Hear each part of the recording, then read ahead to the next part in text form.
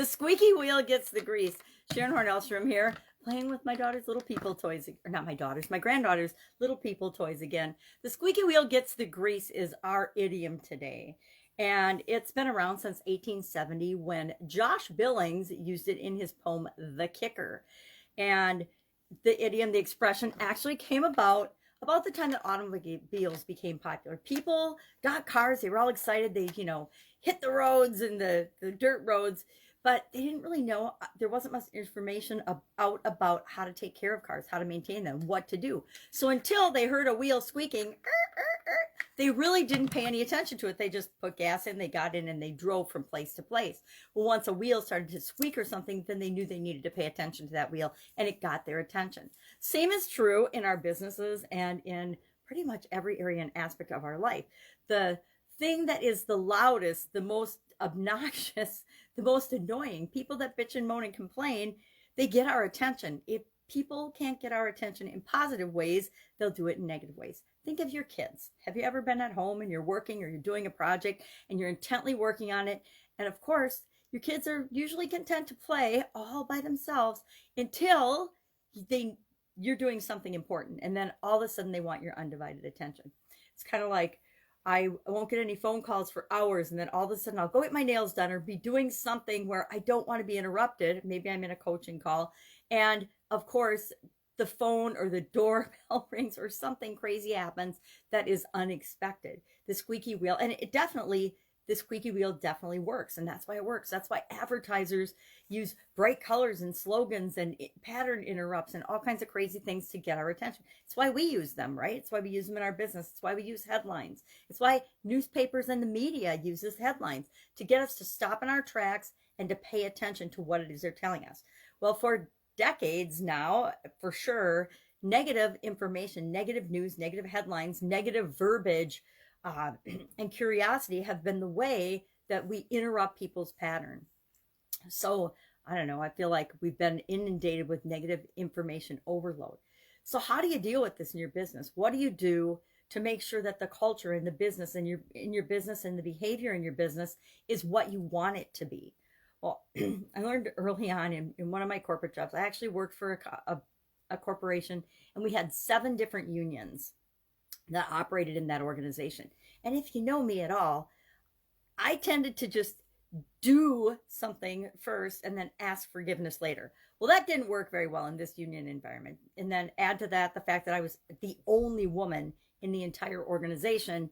Remember, this was years and years ago. It didn't go over very well. I found myself spending almost all of my time in negative situations like grievance meetings and things. I was getting grieved every time I touched something at this business. I was getting in trouble for something. And I knew I had to do something to turn that around. So what I did is I decided consciously how I was going to spend my time and what I was going to do. In any environment, we find that we've got people that perform at different levels, right? It's whether it's school, whether it's on projects, whether it's in organizations that we volunteer for, whether it's in our church groups or our spiritual gatherings or any other type of group or community we join. It's not just our businesses. Human nature is such that most people behave in a certain way. Most people behave pretty much around normal and average with respect to work and life and everything. A group, a percentage that is absolute positive, high achievers and high performers. And then there's a group that is not. They do the minimum to get by. They're negative. They bitch, they whine, they complain, they moan, they think everything's awful, etc. And in that environment, I found I was spending like 80 or 90% of my time on the negative things, the negative situations, the people that were performing the worst. And I wasn't spending any time with the people that were my stars and the best performers. And I decided consciously that I was going to switch that around. And I started literally delegating my time where 50% of my time was spent on the average, everyday, normal, people doing what was expected of them, performers.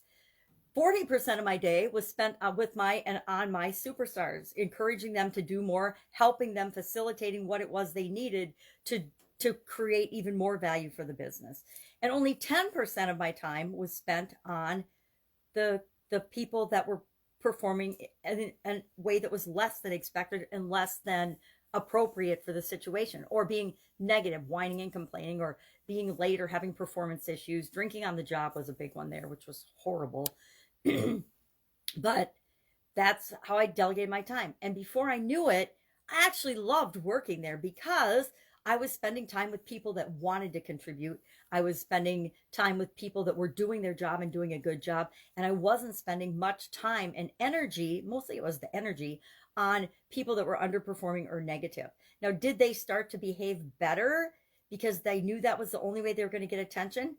Yes, it was almost like magic. So that was just a little trick that I learned early on in my corporate career that helped me throughout every business and every aspect of my life that I've been involved in. I did the same thing with my kids. Hey, you get rewarded for doing what's expected. You do your homework, that's expected. You do extra credit, then you get help and more attention and more whatever rewards because you're doing more than just the minimum to get by.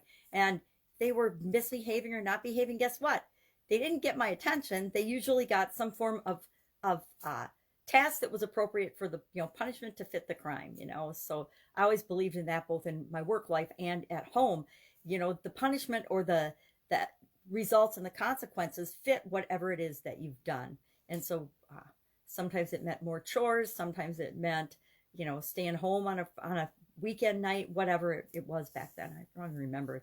Kids are grown up now, and so it's hard to remember what I tortured them with when they were children. All right, so I would love to know your experience with this particular idiom or expression. The squeaky wheel gets the grease. Have you noticed in your life or in your business that you're spending a ton of time on problems? Well, okay, in 2020, we all spent a lot of time changing and adjusting and pivoting to what worked for our businesses, because the squeaky wheel was outside of our organization, right? The squeaky wheel has been COVID-19 and all the other craziness that went on in 2020 and is continuing in 2021. So that's it. Share in the comments below your experience with the squeaky wheel gets the grease and how you deal with it, how you combat that tendency for things to go to the negative and people to do negative things to get attention if they're not getting attention through positive means. And I do think there's a little bit of human nature to that. We all want to be seen. We all want to be heard. We all want attention. So make sure that your reward programs and what you do in your organization to see and acknowledge and reward people is matching and in alignment with what you want to create for your organization as well. All right, have an awesome day. I'll be with you tomorrow.